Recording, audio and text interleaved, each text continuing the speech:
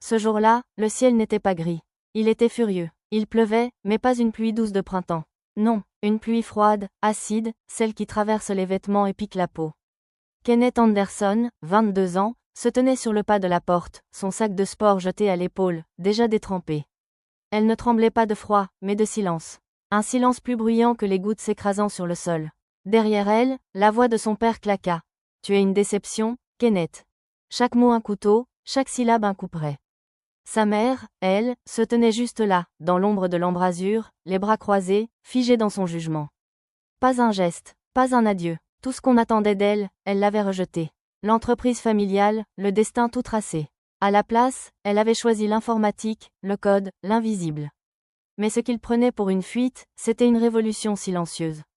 Ils l'avaient mise à la porte. Mais ils ignoraient qu'en la brisant, ils avaient déclenché bien plus qu'une rupture, le début d'une histoire. Celle d'une jeune femme prête à affronter le monde, et à se libérer, ligne par ligne. La pluie tombait drue, comme si le ciel entier avait décidé de laver la ville de ses illusions. Ce n'était pas une pluie apaisante, ni romantique. C'était une pluie lourde, glaciale, implacable. Elle martelait le trottoir, ruisselait sur les toits et s'infiltrait dans les vêtements en un instant. Kenneth Anderson, 22 ans, se tenait devant la porte close de la maison familiale, son sac de sport dégoulinant sur l'épaule, le regard figé droit devant elle. Chaque goutte qui glissait sur sa peau semblait souligner un mot, une phrase, une sentence. Son père n'avait pas haussé le ton. Il n'en avait pas eu besoin. Sa voix, calme et tranchante, avait eu plus de force qu'un cri. Il lui avait dit qu'elle était une déception, une erreur, un échec, et derrière lui, dans l'embrasure de la porte, sa mère n'avait pas prononcé un mot. Ses bras étaient croisés sur sa poitrine, son visage fermé dans une expression de reproche familier. Ce même regard qu'elle avait affiché le jour où Kenneth leur avait annoncé qu'elle ne reprendrait pas l'entreprise familiale. À la place, elle voulait étudier l'ingénierie informatique. Écrire du code, concevoir des systèmes intelligents, créer. Pour ses parents, cette décision avait été perçue comme une trahison. Toute sa vie, on l'avait préparée à devenir l'héritière d'Anderson Industries. On lui avait enseigné les règles, présenté les partenaires, placé entre ses mains les premiers documents à signer dès ses 16 ans. Le monde entier lui avait été montré comme un puzzle où chaque pièce était déjà décidée. Elle n'avait qu'à se glisser dans le costume taillé sur mesure pour elle. Mais Kenneth avait toujours senti que ce costume l'étouffait. À l'université, dans une salle informatique poussiéreuse, elle avait trouvé un autre monde. Un monde où les noms de famille n'avaient pas d'importance, où seule comptait la capacité à résoudre un problème, à inventer une solution, à faire naître quelque chose du néant. Là, elle s'était révélée. Dans le silence des lignes de commande, dans la logique pure d'un système binaire, elle avait trouvé sa voie. Son langage, son refuge. Elle avait récemment décroché une opportunité de stage dans une petite start-up locale. Rien de prestigieux, rien de lucratif, mais elle y avait vu un espoir. Un espace pour bâtir quelque chose qui lui appartenait. Une chance de créer un programme sur lequel elle travaillait depuis des mois, une intelligence artificielle baptisée Nyota. Ce projet, c'était plus qu'un exercice. C'était une vision, une intuition, une sorte de miroir numérique capable de comprendre les émotions humaines, de s'adapter, d'évoluer. Mais à la maison, personne n'avait voulu comprendre. Son père avait vu dans cette voix un caprice de jeunesse. Sa mère, une honte silencieuse. Et ce matin-là, lorsqu'elle était descendue avec son sac de sport à la main, il l'avait fixée comme une étrangère. Aucun cri, aucun argument, juste ce verdict froid et définitif. Elle était sortie sous la pluie, sans un mot. Chaque pas l'éloignant de la maison semblait peser davantage que le précédent. Le sac sur son épaule devenait plus lourd à mesure que l'eau s'infiltrait dans les tissus. Mais elle n'avait pas rebroussé chemin. Elle n'avait pas pleuré. Elle marcha longtemps, sans destination précise. Le vent la fouettait, les flaques éclaboussaient ses jambes. Mais une sensation étrange l'envahissait, un mélange de vide et de lucidité. Elle n'avait plus rien, pas de toit, pas de plan, mais elle avait son ordinateur, protégé par 3 couches dans son sac. Elle avait Nyota, presque finalisé. Et elle avait son instinct. Cela suffisait pour l'instant. Abritée sous un abribus, elle sortit son téléphone. Il restait 8% de batterie. Elle envoya un message à Maïssa, la seule amie en qui elle avait confiance. Le message était bref. Elle disait qu'elle avait été mise dehors, qu'elle n'avait nulle part où aller, mais surtout qu'elle devait terminer son projet. Parce qu'elle croyait sincèrement qu'il pouvait changer les choses. Qu'il était sa seule vérité. Quelques secondes plus tard, la réponse apparut. Maïssa lui disait de venir, qu'elle savait où était la clé, qu'elle ne serait jamais seule. Ce soir-là, Kenneth dormit sur un canapé. Elle mangea des restes de riz froid. Elle relança son code, modifia des lignes, testa de nouvelles hypothèses. Dans l'obscurité de la pièce, les reflets bleus de l'écran dansaient sur son visage. Elle n'était plus la fille Anderson. Elle était Kenneth, et dans le bruit régulier de la pluie contre la vitre, elle entendait enfin non plus un rejet, mais un commencement. Le salon était plongé dans une pénombre bleutée, seulement éclairée par les pulsations régulières de l'écran d'ordinateur. Dehors, la pluie continuait de tomber sans relâche, comme si elle refusait de céder sa place au silence. Dans ce cocon fragile, Kenneth était assise en tailleur sur le canapé-lit de Maïssa, son ordinateur sur les genoux, le visage tendu par la concentration.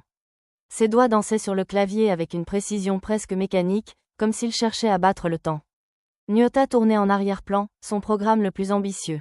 Un système adaptatif capable d'analyser les émotions humaines à partir de micro-expressions, de tons de voix, de contextes subtils. Ce n'était pas simplement un assistant numérique. C'était une intuition rendue vivante par le code.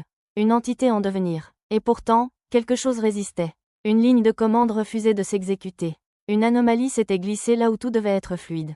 Intriguée, elle accéda aux journaux du système. Ses yeux parcoururent rapidement les logs, avant de s'arrêter net. Une tentative de connexion externe. Une IP étrange. Une adresse interne à un réseau privé, appartenant visiblement à une infrastructure d'entreprise. Lorsqu'elle lut le nom associé, son cœur se figea. Anderson Industries. Local. Le choc fut immédiat. Ce n'était pas un simple bug. Quelqu'un avait tenté d'accéder à Nyota depuis l'intérieur de la société de son père. Pas aujourd'hui, pas après son départ, mais avant, pendant qu'elle travaillait encore sur les premières lignes de code dans sa chambre. Il l'avait surveillée, ou plutôt, il avait surveillé son travail, comme on traque une source d'or sous une montagne. Elle se leva brusquement du canapé, le souffle court, la peau moite malgré le froid. Elle avait cru partir d'elle-même, libre. Mais la vérité s'invitait dans l'ombre, elle était déjà sous contrôle avant même de partir. Peut-être que son père avait vu venir sa décision. Peut-être avait-il flairé le potentiel de Nyota avant elle-même. Et maintenant, une certitude s'imposait. Il convoitait son projet. Kenneth se rassit lentement et relança la console. Elle encrypta immédiatement le noyau de Nyota, utilisant une clé asymétrique que seule elle pouvait décrypter. Elle modifia l'architecture, dispersa les modules sensibles dans un cloud anonyme, transforma la version locale en un leurre parfaitement inoffensif. Si quelqu'un tentait à nouveau d'entrer, il ne trouverait qu'une coquille vide. Mais elle savait que ce n'était qu'une mesure temporaire. Il fallait aller plus loin. Elle voulait savoir jusqu'où ils étaient allés. Si Anderson Industries avait déjà copié son code. S'il avait commencé à bâtir quelque chose sur ses fondations. Pour cela, elle devait retourner là-bas. Non pas comme une héritière, mais comme une espionne. Non pas pour récupérer ce qui était à elle, mais pour comprendre ce qu'il lui avait volé. Le lendemain, à la première heure, elle quitta l'appartement de Maïssa, les traits tirés mais l'esprit clair. Elle portait des vêtements simples, neutres. Un sweat noir, un jean un peu large, des baskets usées. Une capuche sur la tête. Elle prit la moto électrique de Maïssa sans faire de bruit et roula à travers les rues encore humides jusqu'au centre-ville. Le siège d'Anderson Industries se dressait au loin, tel un monolithe de verre aux reflets d'acier, froid, silencieux, presque indifférent à tout ce qui l'écrasait de ses fondations. Elle connaissait le bâtiment par cœur. Les couloirs, les horaires de sécurité, les failles du système. Depuis l'enfance, elle y avait erré comme un fantôme docile. Aujourd'hui, elle y entrait en ennemi. L'ascenseur secondaire était toujours accessible sans badge, si l'on savait forcer le bon capteur. Elle descendit au sous-sol, là où se trouvait le serveur de développement, isolé, rarement surveillé. Devant l'ordinateur central, elle entra un mot de passe. Le premier qui lui vint à l'esprit. Le mot préféré de son père. Solstice 23. Une date de gloire, qu'il ne manquait jamais de célébrer. Le système s'ouvrit. Ce qu'elle découvrit la laissa sans voix. Un projet nommé Nyota X. Un code presque identique au sien, modifié, amplifié, mais indéniablement dérivé de son travail. Et surtout, un nouveau module. Analyse émotionnelle avancée. Manipulation comportementale. Un outil d'influence algorithmique. Son idée, déformée en arme de contrôle. Elle copia rapidement les données sur une clé sécurisée, effaça ses traces numériques, puis quitta la salle. Elle savait maintenant, ce qu'elle avait créé pour aider, pouvait aussi asservir. Dehors, la pluie recommençait à tomber. Le bâtiment d'Anderson Industries brillait sous le ciel gris, ses vitres fumées reflétant une ville indifférente. Derrière cette façade lisse, la tension était palpable. Kenneth s'était infiltré sans badge, sans invitation, mais avec une détermination qu'aucune carte d'accès ne pouvait octroyer. Elle connaissait ce lieu depuis l'enfance, elle y avait appris à marcher dans les couloirs comme sur un échiquier, à ne rien déranger, à ne jamais poser de questions. Aujourd'hui, elle venait pour déranger. Et pour obtenir des réponses. Elle atteignit le sous-sol technique en profitant d'un moment de rotation des équipes. Elle avait tout planifié, la pause déjeuner des techniciens, la distraction créée par une alarme de maintenance dans l'aile opposée, les recoins oubliés de l'architecture. Arrivée devant le terminal principal, elle s'accroupit, inséra sa clé USB, et lança une séquence de recherche. Une ligne attira immédiatement son attention, Nyota X. Ce nom lui donna la nausée. Elle cliqua sur le dossier. Le code lui était familier. Trop familier. Il s'agissait bien du sien, mais modifié, transformé, greffé d'algorithmes supplémentaires.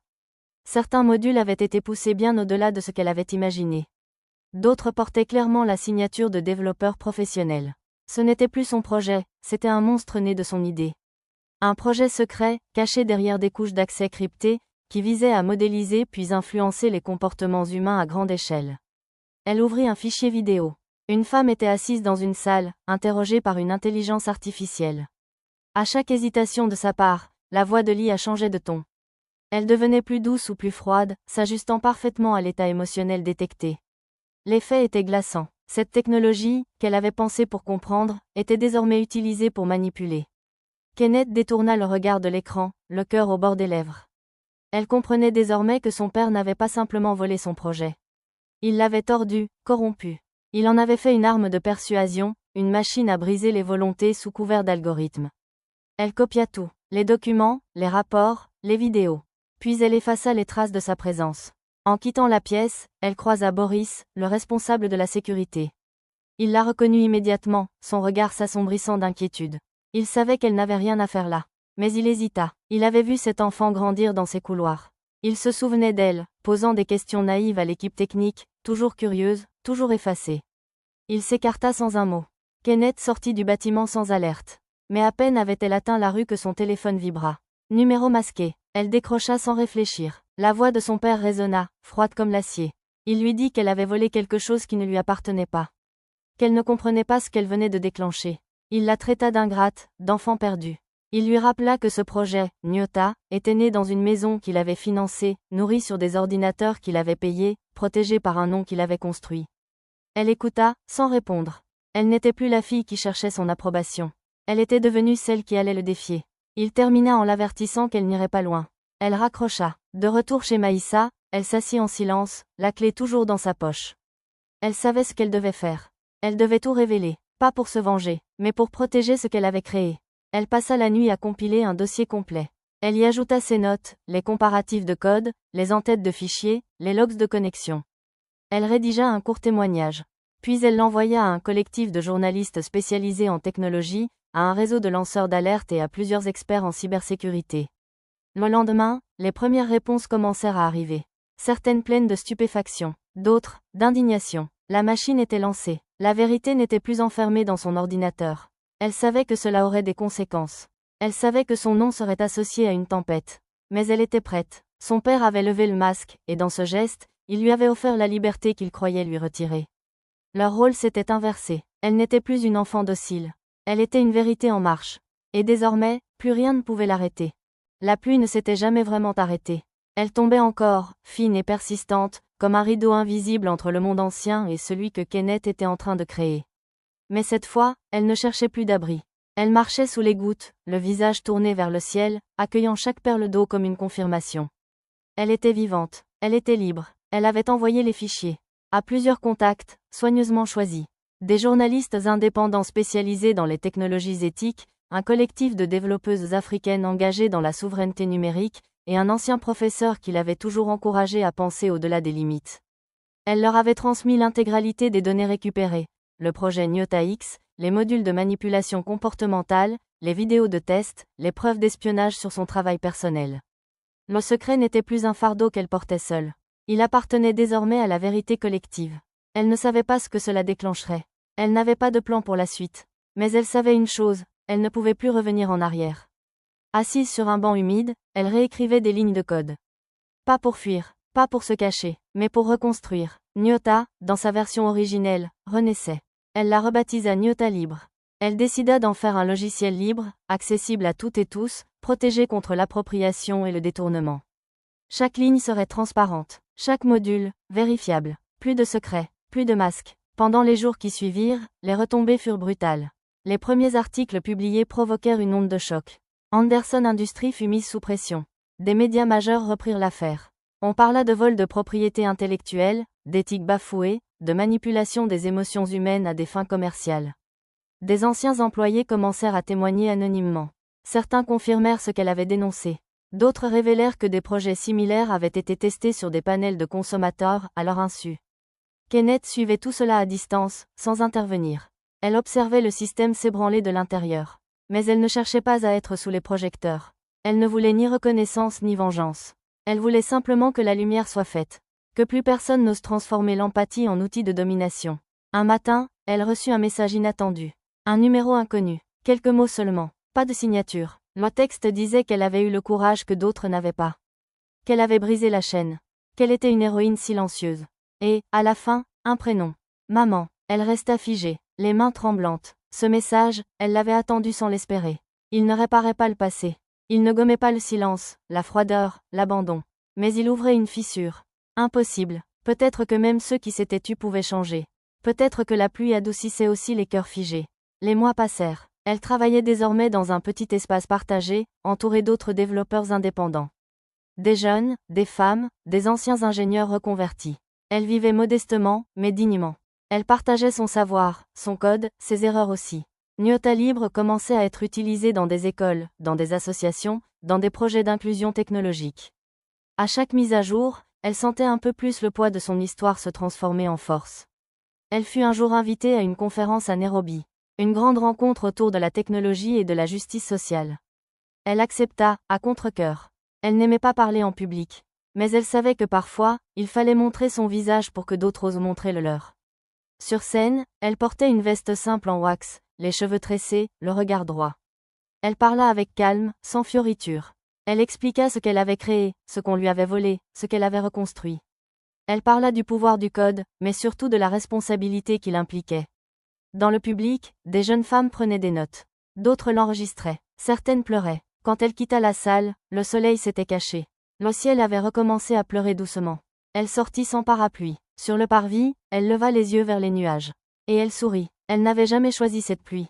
Mais aujourd'hui, elle comprenait qu'elle en avait fait une force. Et parfois, il faut passer par la tempête pour apprendre à marcher tête haute. Kenneth n'a pas cherché à éviter la pluie.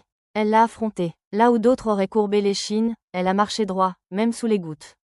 Ce n'est pas seulement l'histoire d'un projet volé ou d'une fille rejetée. C'est celle d'une femme qui a osé rompre avec le destin qu'on avait écrit pour elle. Qui a refusé de se taire, même quand le silence semblait plus sûr. Elle a compris que parfois, il faut perdre un nom, un foyer, une famille, pour se retrouver soi-même. Et que sous la pluie, entre deux éclairs, peut naître une liberté que personne ne peut lui reprendre. Si cette histoire vous a parlé, ému ou inspiré, pensez à vous abonner à la chaîne. Ici, chaque récit porte une voix, une vérité, un combat. Cliquez sur « J'aime », laissez un commentaire si vous avez ressenti quelque chose, et activez la cloche pour ne rien manquer. Ensemble, faisons vivre ces histoires qui méritent d'être entendues.